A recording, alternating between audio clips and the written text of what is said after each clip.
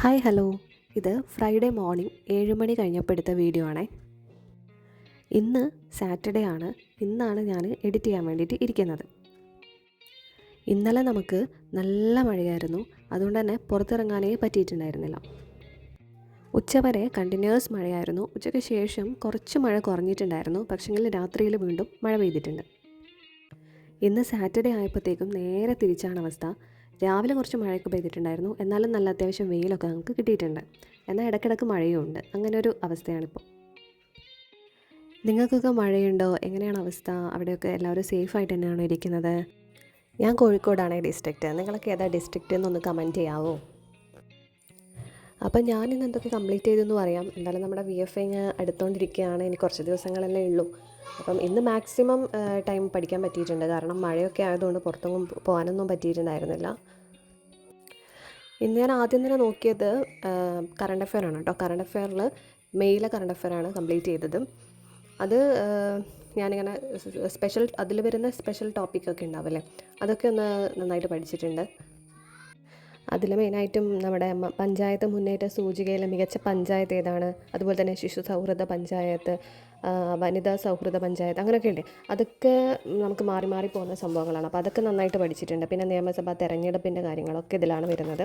പിന്നെ നമ്മുടെ ദൃഷ്ടി ഉപഗ്രഹം ഉണ്ടല്ലോ, അതിനെപ്പറ്റിയുള്ള കുറച്ച് ഡീറ്റെയിൽസ്, അതൊക്കെ നമ്മുടെ VBG റാംജീൻ്റെ കുറച്ച് ഡീറ്റെയിൽസ് ഉണ്ടായിരുന്നു. അതൊക്കെ മെയിൽ കറണ്ട് അഫെയറിൽ വരുന്ന കുറച്ച് കാര്യങ്ങളാണ്. പിന്നെ നമ്മുടെ മുഖ്യമന്ത്രി VD സതീശനെ പറ്റിയിട്ടുള്ള കാര്യങ്ങളും പിന്നെ എന്താണ്, അങ്ങനെ കുറച്ച് കാര്യങ്ങളുണ്ടായിരുന്നു. അതൊക്കെയാണ് മെയിനായിട്ടും മെയിലെ കറണ്ട് അഫെയറിൽ വരുന്ന കാര്യങ്ങൾ. പിന്നെ ഞാൻ ഇംഗ്ലീഷാണ് നോക്കിയത്. ഇംഗ്ലീഷിലെ നമ്മുടെ സിലബസ് വെച്ച് നോക്കുമ്പോൾ അതിനകത്തുള്ള first topic type of sentences ആണ് കവർ ചെയ്തത്. നമ്മൾ ഈ ഓരോ ടോപ്പിക്കും കവർ ചെയ്ത് നമ്മളിങ്ങനെ മാർക്കർ യൂസ് ചെയ്തിട്ട് അതിങ്ങനെ കവർ ചെയ്തായിട്ട് കാണിക്കുമ്പോൾ നല്ലൊരു ഹാപ്പിനെസ് വരാറുണ്ട് കേട്ടോ, ഓരോ ഇങ്ങനെ ടോപ്പിക്കും കവർ ചെയ്ത് പോകുന്ന സമയത്ത്. പിന്നെ ഞാൻ നോക്കിയത് പോക്സോ ആക്റ്റാണ്. പോക്സോ ആക്ട് എന്തായാലും ഇമ്പോർട്ടൻ്റ് ആയിട്ടുള്ളൊരു സുപ്രധാന നിയമങ്ങളിൽ വരുന്നൊരു ടോപ്പിക്കാണ് പോക്സോ ആക്ട്. അതിൽ അത്യാവശ്യം കുറേ വകുപ്പുകൾ, ചാപ്റ്റേഴ്സ്, സെക്ഷൻസ് ഒക്കെ പഠിക്കാനുണ്ട്. അപ്പോൾ അതൊക്കെ വൃത്തിക്കൊന്ന് പഠിച്ചിട്ടുണ്ട്. ഇനി അത് ഒന്നുകൂടെ നോക്കണം എന്ന് വിചാരിക്കുന്നുണ്ട് രാത്രി ഉറങ്ങുന്നതിന് മുൻപേ. കാരണം അത് പെട്ടെന്ന് മറന്നു പോകുന്ന സാധനങ്ങളാണ്. അപ്പോൾ ഇന്നലെ ഞാൻ നല്ല വൃത്തിക്കാണത് പഠിച്ചത്.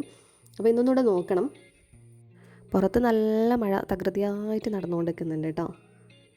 ഇത് ഞാൻ A4 ഷീറ്റിൽ പോക്സോനെ പറ്റിയുള്ള കുറച്ച് ഡീറ്റെയിൽസ് ഇങ്ങനെ ഷോർട്ട് നോട്ട് പോലെ എഴുതിയതാണ്. എനിക്ക് വേറൊരു നോട്ട് ഉണ്ട്, സുപ്രധാന നിയമങ്ങളുടെ ഷോർട്ട് നോട്ട് എന്നുണ്ട്. വേറൊരു നോട്ടിൽ ഞാൻ എഴുതി വെച്ചിട്ടുണ്ട്. അതുകൂടാതെ കുറച്ച് മുന്നേ എഴുതിയ 2024 എഴുതിയ നോട്ടാണ്. അപ്പം അത് മാറ്റി ഇപ്പോൾ ഒന്ന് പുതുക്കി എഴുതി വെച്ചിട്ടുണ്ട്. അപ്പോൾ അതിൽ ഇങ്ങനത്തെ വകുപ്പുകളും സെക്ഷൻസ് ഇതൊന്നും ഞാനങ്ങനെ ഡീറ്റെയിൽസ് ആയിട്ടൊന്നും എഴുതിയിട്ടുണ്ടാവില്ല, പഠിച്ചിട്ടുണ്ടായിരുന്നില്ല. അപ്പോൾ ഇത് കുറച്ചുകൂടെ ഡീറ്റെയിൽഡ് ആയിട്ടുള്ള കാര്യങ്ങൾ നമുക്ക് മെയിൻസിന് എന്തായാലും ഇതുപോലെ ഡീറ്റെയിൽ ആയിട്ട് ഞാൻ ചോദിക്കുള്ളൂ. അപ്പോൾ അങ്ങനെ സെക്ഷൻസ്, അതിൻ്റെ ചാപ്റ്റേഴ്സ്, അതിൽ ഓരോന്ന് എന്തൊക്കെയാണ് പറയുന്നത് അതൊക്കെ ഞാൻ എഴുതി വെച്ചിട്ടുണ്ട്. A4 ഷീറ്റിൽ ഇങ്ങനെ എഴുതി വെച്ചിട്ടുണ്ട്. അത് പിന്നെ ഇടയ്ക്കിടയ്ക്ക് നോക്കാനും നമുക്കത് ഈസി ആണല്ലോ. പിന്നെ ഞാനത് കഴിഞ്ഞിട്ട് ഇന്ന് കവർ ചെയ്ത കാര്യങ്ങളെന്ന് വെച്ച് കഴിഞ്ഞാൽ പിന്നെ ഹിസ്റ്ററിയാണ്. കേരള ഹിസ്റ്ററീൻ്റെ മെയിനായിട്ട് ഞാൻ നോക്കിയത് NCERTയുടെ പോർഷൻസ് ആണ് കേട്ടോ. NCERTയിൽ 2 ചാപ്റ്റർ വരുന്നുണ്ട്, ഇമ്പോർട്ടൻ്റ് ആയിട്ടുള്ള 2 ചാപ്റ്റർ വരുന്നുണ്ട്. അപ്പോൾ അതാണ് ഇന്ന് കവർ ചെയ്തത്. അത് ഓൾറെഡി ഞാൻ നോട്ടിൽ ഇങ്ങനെ എഴുതി വെച്ചിട്ടുണ്ടായിരുന്നു. ജസ്റ്റ് ഇമ്പോർട്ടൻ്റ് ആയിട്ടുള്ള കാര്യങ്ങളൊക്കെ നോട്ട്സാക്കി ഇങ്ങനെ എഴുതി വെച്ചിട്ടുണ്ടായിരുന്നു. അപ്പോൾ അത് ആദ്യം ഒന്ന് വായിച്ചു. അതിന് ശേഷം എൻ്റെ കയ്യിലുള്ള NCERTയുടെ ടെക്സ്റ്റ് ബുക്ക് ഉണ്ട്. അതിൽ ചാപ്റ്റർ കംപ്ലീറ്റ് ആയിട്ടൊന്ന് വായിച്ചു. ആദ്യം ഞാൻ ഷോർട്ട് നോട്ട് വായിച്ച് ഒന്ന് റിവൈസ് ചെയ്ത് നോക്കി. അതിന് ശേഷമാണ് ചാപ്റ്റർ മൊത്തമായിട്ടൊന്ന് ഓടിച്ച് വായിച്ചത്. അപ്പോൾ കുറച്ചുകൂടെ നമ്മുടെ ബ്രെയിനിൽ അത് നിൽക്കുമല്ലോ. കേരള ഹിസ്റ്ററി റിലേറ്റഡ് ആയിട്ടുള്ള മെയിനായിട്ട് ഇമ്പോർട്ടൻ്റ് ആയിട്ടുള്ള 2 ചാപ്റ്ററാണ് NCERTയിൽ വരുന്നത്. ഒന്ന് ആധുനിക പൂർവ്വ കേരളം എന്ന് പറഞ്ഞിട്ടുള്ളതും പിന്നെ കേരളം ആധുനികതയിലേക്ക് എന്ന് പറഞ്ഞിട്ടൊരു ചാപ്റ്റർ ഉണ്ട്. അത് 2 നല്ല ഇമ്പോർട്ടൻ്റ് ആയിട്ടുള്ള 2 ചാപ്റ്റേഴ്സാണ് കേട്ടോ. അപ്പോൾ അത് എന്തായാലും പഠിച്ചിരിക്കുക. അത് റിവൈസ് ചെയ്യാൻ വേണ്ടിയിട്ടാണ് ഇന്ന് നോക്കിയത്.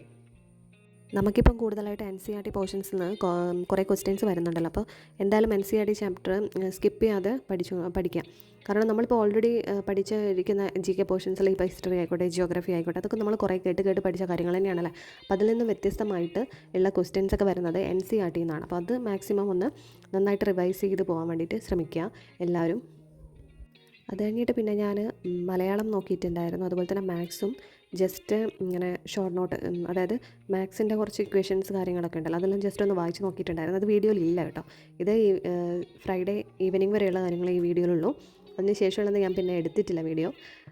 അപ്പോൾ മാത്സിൻ്റെ ഇക്വേഷൻസും കാര്യങ്ങളും ഒക്കെ ഒന്ന് നോക്കി വെച്ചിട്ടുണ്ടായിരുന്നു. അതുപോലെ തന്നെ മലയാളത്തിൻ്റെ വിപരീത പദങ്ങൾ, അതാണ് ഞാൻ റിവൈസ് ചെയ്തത്. അത് ഓൾറെഡി പഠിച്ചു തന്നെയാണ്, അപ്പോൾ ഒന്നുകൂടെ ഒന്ന് റിവൈസ് ചെയ്യേണ്ടായി. അപ്പോൾ ഇത്രയൊക്കെയാണ് ഞാൻ ഫ്രൈഡേ പഠിച്ചത്. ഇന്ന് ഞാൻ സാറ്റർഡേ ആയതുകൊണ്ട് തന്നെ ജൂണിലെ കറണ്ട് അഫെയർ ആണ് നോക്കിയത്. കാരണം ഇന്നലെ മെയിലെ കറണ്ട് അഫെയർ കംപ്ലീറ്റ് ചെയ്തിട്ടുണ്ട്. അപ്പോൾ ഇന്ന് ഞാൻ നോക്കിയത് ജൂണിലെ കറണ്ട് അഫെയർസ് ആണ്. പിന്നെ കേരളത്തിൻ്റെ കുറേ അപ്പോയിൻമെൻറ്റ്സ് ഉണ്ടല്ലോ, ഇപ്പോൾ പുതിയതായിട്ടുള്ള വന്നതും അതുപോലെ തന്നെ പഴയ ഓൾറെഡി നിൽക്കുന്ന കുറേ അപ്പോയിൻമെൻറ്റ്സ് ഒക്കെ ഉണ്ട്. അതൊക്കെ ഒന്ന് നോക്കി. അതിൽ കുറേ ആൾക്കാർ മാറിയിട്ടുണ്ട് കേട്ടോ. കുറേ പേരൊക്കെ നിയമസഭാ സ്പീക്കർ മാറി, ഡെപ്യൂട്ടി സ്പീക്കർ, പ്രോടേം സ്പീക്കർ, അതുപോലെ തന്നെ ഗവൺമെൻറ് ചീഫ് വിപ്പ്, അങ്ങനെ കുറേ ആൾക്കാരുണ്ടല്ലോ ഇപ്പോൾ പുതിയതായിട്ട് വന്നത്. അപ്പോൾ അതൊക്കെ ഒന്ന് എഴുതി വെച്ചു, എന്നിട്ടത് ഒന്ന് പഠിച്ചു. അപ്പോൾ ഇതൊക്കെയാണ് ഇന്ന് മെയിനായിട്ട് ഞാൻ നോക്കിയത്. ഈ ജൂണിലെ കറണ്ട് അഫെയറും അതുപോലെ തന്നെ ജൂണിലെ കറണ്ട് അഫെയറും പിന്നെ അതുപോലെ തന്നെ എന്താണ് നമ്മുടെ അപ്പോയിൻമെൻറ്റ്സുമാണ് മെയിനായിട്ട് നോക്കിയത് ഇതുവരെയുള്ള ടൈമിൽ.